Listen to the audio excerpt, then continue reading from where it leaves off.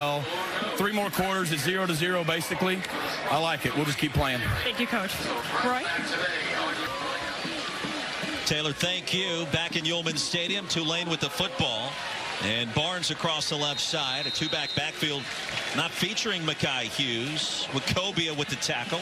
And a gain of 5 on first down. And I love that we're doing these quarter interviews, because I completely agree with what Rhett Lashley said. Kevin Jennings has played fine.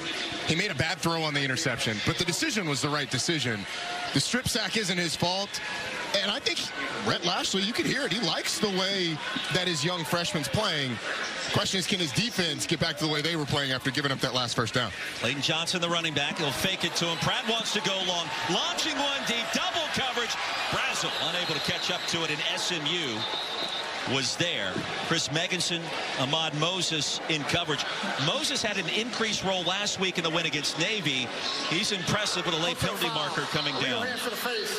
Offense. Number 76. 15-yard penalty and an automatic first down. Number 15 can stay in the game due to his helmet coming off because of the foul. So that was Cameron Robertson and Prince Pines going toe-to-toe. Prince Pines is the left guard. You're going to see the hands to the face.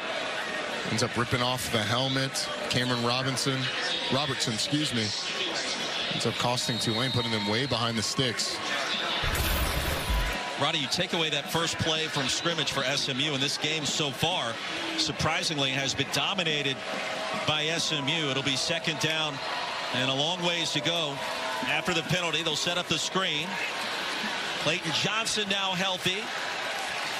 Stop crossing the 25. Minimal gain. It'll be 3rd and long. Ahmad Walker, another tackle. Give him 3 on the play. You're right, Roy. It kind of has been slanted towards SMU pretty heavily. But it's not a big surprise. This is a really talented SMU team, very complete, against a Tulane team that offensively has not been the juggernaut that we thought it could be. You would imagine on this 3rd and long, they're going to be pretty conservative. Just 38 total yards for Tulane so far. Pratt, pass was tipped at the line and incomplete. Elijah Roberts. And Roberts, number 5 in all white, the transfer from Miami. Broke it up. Roddy, Tulane's had the football 4 times so far. Green Wave have recorded just 1 first down against this SMU defense. No fair catch for Daniels. Made 1 defender miss. And another. There goes Daniels. Brought down hard at the 47. A punt of 54. A return of 29. And the tackle by Devin Deal as they're playing for the hardware. Diamond taking its first lead over number 1 Georgia. Jalen Milroe to Jam Miller. Very well designed play. The tight end picked the linebacker and Jam Miller. Easy touchdown pass by Milroe. 10-7 Bama, and right now Georgia's driving. Roy, Roddy, back to you. Kevin, thank you very much. Here in New Orleans, SMU with another outstanding start in terms of field position. Jalen Knighton fell down and slipped. He'll lose a yard. And Roddy, again, I'll point that out. It feels like that both teams at times today have struggled with simple footing on this turf. It's mostly been SMU. I don't think we've seen Tulane guy go down because of the turf monster yet. Second down, Jennings retreats. Late pressure coming and a great grab. Roderick Daniels staying alive and shoved forward close to a first down. Cam Pettisclo had the interception moments ago. Tackled him. It's a great job by Roderick Daniels of hands catching the football and the strength to hold on to it. Nice job. Daniels in motion again. Knighton gets the handoff on 3rd and short. That's a first down for the Ponies. Well, a 5-yard pick up. Douglas the tackle. SMU on the move. Once again, Branson Hickman right in the middle with a nice block, and you can see SMU is absolutely dominated. That one play in opponent territory for Tulane came after the strip sack and was on the 1-yard line. It was a quarterback sneak on the first play of the game for them offensively, second play of the game overall.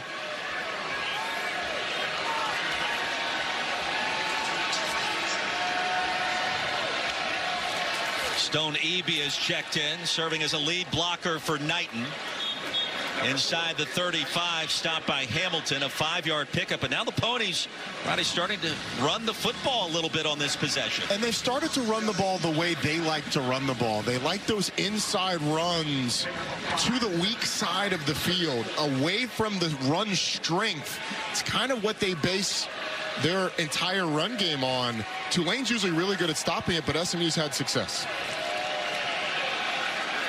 Give to Knighton around the right side on second down, a 1-yard gain, and that's it. Third down coming up. Hamilton again involved in that tackle. An SMU substitute, so Tulane is going to take their time getting their subs on the field as well. But I would imagine this is 4-down territory. We've already seen Rhett Lashley go for it once. This would be a long field goal. They're able to get even a little bit of positive yardage. They're going for it. Levine, the former walk-on, back on the field. Jennings wants to throw it, and he does. That's a first down to Jake Bailey.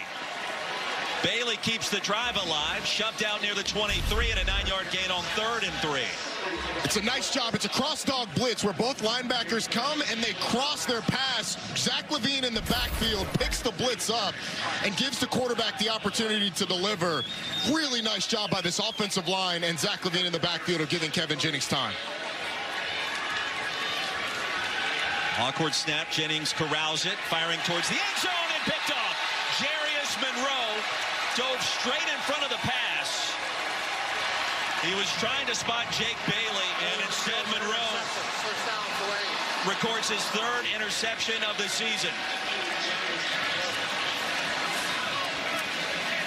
Jarius Monroe with an interception now for the Tulane Green Wave, doing a great job of falling off the inside route, getting back to the outside, flipping his hips. It's a bad decision. Pettisclo just moments ago before Jarius Monroe ended another SMU scoring threat, Roddy, and Shieldwood dialing up the right place at the right time. They forced, what, 8 turnovers the last 2 games? Yeah, 5 last week against UTSA, and honestly, that was the difference in the game. SMU has been able to move the ball so well. This defense is what's kept them in.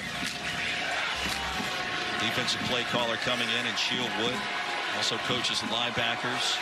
I asked him yesterday, how do you impact a player making his first career start at quarterback? His eyes open wide. You could see the level of excitement and understanding what could be possible today. And honestly, that last play was really the first less than stellar decision from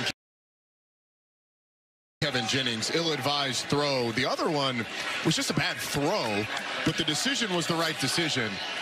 That one, I would say you'd go back and want it back, tuck the ball and run, but all in all, this defense is the reason that Tulane isn't down in this game. The quick carry by Pratt out of his own end zone. Makai Hughes, a big crease and a shoestring tackle as he crossed the 5 by Ahmad Walker. And if that stop doesn't happen right there, Hughes is probably still running. And getting this first down would be huge for Tulane. They've already had a punt blocked. Remember, you don't want to be punting the ball out of your own end zone. But now a 3rd and 5 for an offense that has really struggled on 3rd downs the last 3 games.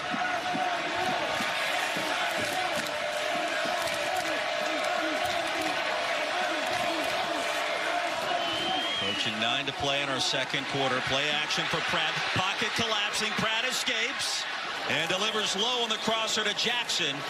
The pressure by Elijah Roberts disrupted that play from the snap. Elijah Roberts does a great job of pushing the right tackle, Rashad Green, into the backfield. Just power all the way back to the quarterback. Almost strips it there. It's a great job by Michael Pratt of holding on to the football and being able to save what could have been a fumble in the end zone. But watch this punt, because SMU's already gotten their hands on one. 3rd 3-and-out forced by the SMU defense. Will Carroll gets it away cleanly. Roderick Daniels backs away from it, and a Green Wave bounce put the football all the way down to the 28. And if Roderick Daniels, 65 yards. If Roderick Daniels is aggressive there and runs up to the football, he could have saved his team 20 yards in field position. Don't forget, this season, for every field goal and extra point made by participating universities, Allstate will make a contribution University's General Scholarship Fund. Thank you, all states. Kevin Jennings back on the field. Amazingly enough, we are still tied at 7. SMU has outgained Tulane so far 186 yards to just 43.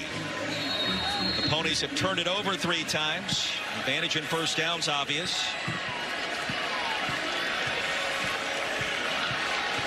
Empty backfield.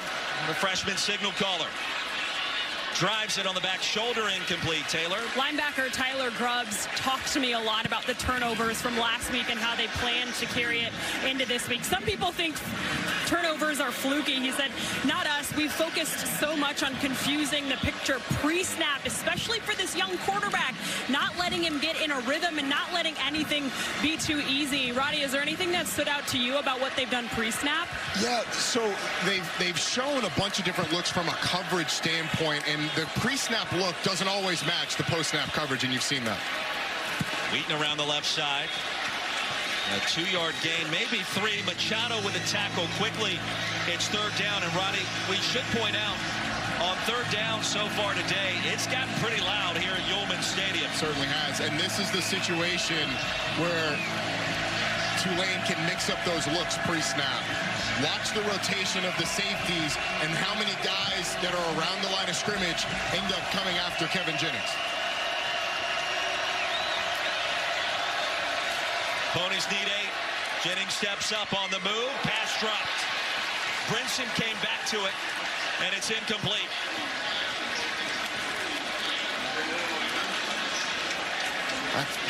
That time it was actually a really nice job of SMU of picking up the blitz, because Tulane sent 6 initially. Tyler Grubbs then dropped out to sort of be a spy. Tyler Levine once again in the backfield with a great pickup. And Romello Brinson gets hit right in the 3 with the football. Can't bring it in. Ryan Buchevsky on the field for the first time today for SMU. Juan Jackson, dangerous punt returner, back deep to receive. The sidewinder takes an SMU bounce. Green Wave will get it there after a punt of 47. We're tied at 7 in the American Championship lives. You can join the fight against cancer by visiting b.org/donate. And remember, 100% of your donation goes directly to cancer research. Green Wave have the football. Out of the timeout, Michael Pratt collected and brought down at the 16 by Isaiah Smith. It's really been a mixture of things for Tulane that are both pretty disastrous. When they've had time to throw the ball, they haven't been able to get open on the back end.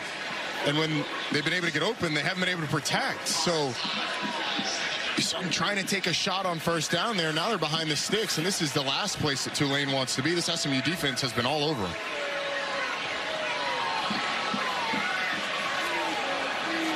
Green Wave with less than 40 yards of total offense. Mekhi Hughes motions out. Pratt across the middle, and the dump off to Bauman, who was tackled near the original line of scrimmage. It'll be 3rd down and long. This 3rd down defense has been tremendous for SMU all game long, and really the last 8 games. Tulane 0 for 4 today, but over the last 8 games, only Texas has been as good as SMU on 3rd downs. That's how good this Mustang defense has been.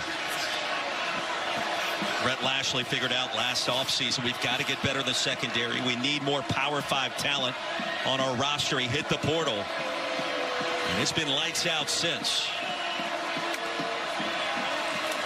4-man front. Here comes the heat. Pratt stays alive for a moment. Brought down. The ball comes out. The hand was moving forward for the time being. Isaiah Smith with the pressure.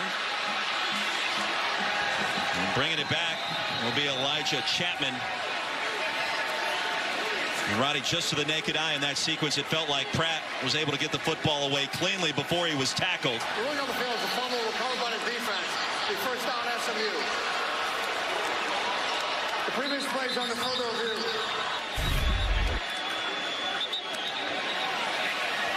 So it's a really good question. A bang-bang play, and we kind of saw it earlier. The call on the field is going to be huge here. Does he have firm control with the hand moving forward? That's close. That is really close. I tend to think that he did. The other question is the knee down? I don't think the knee ever touches, so that's out. Now, does he have firm control of the football with the hand moving forward? And even if the hand starts to come forward, that's a forward pass. After seeing what we saw, I think that both live and on the replays, it is close, but I think the hand was moving forward with the football, with firm control of the ball, so I think it's going to be incomplete. I would agree. That was how we saw it when the play unfolded. And it's not by much, but yeah, you can see his hand coming forward with the football. Incomplete pass. Fourth down. Tulane. Green wave, avoid catastrophe. We're still looking at another 3 and out. And SMU's defense, again, we mentioned the portal. Rhett Lashley going back to his ties in South Florida at Miami, bringing in players to rush the passer, to stop the run. And just as importantly, on the back end of that secondary, they hadn't been good in the defensive backfield in about 4 decades, according to what he told us. And lo and behold, in 2023, they have changed the course and the direction for the Ponies defensively. This secondary has been tremendous. They only had 2 guys on the all-conference team. Probably could have had 2 more at least. Isaiah Wacobia not making all-conference is darn near a crime. Will Carroll gets it away. A booming punt. Turns it over beautifully. Daniels has it at the 20. Waiting for the blockers. They never arrived. Brought down to the 34. And a punt of 52. A return.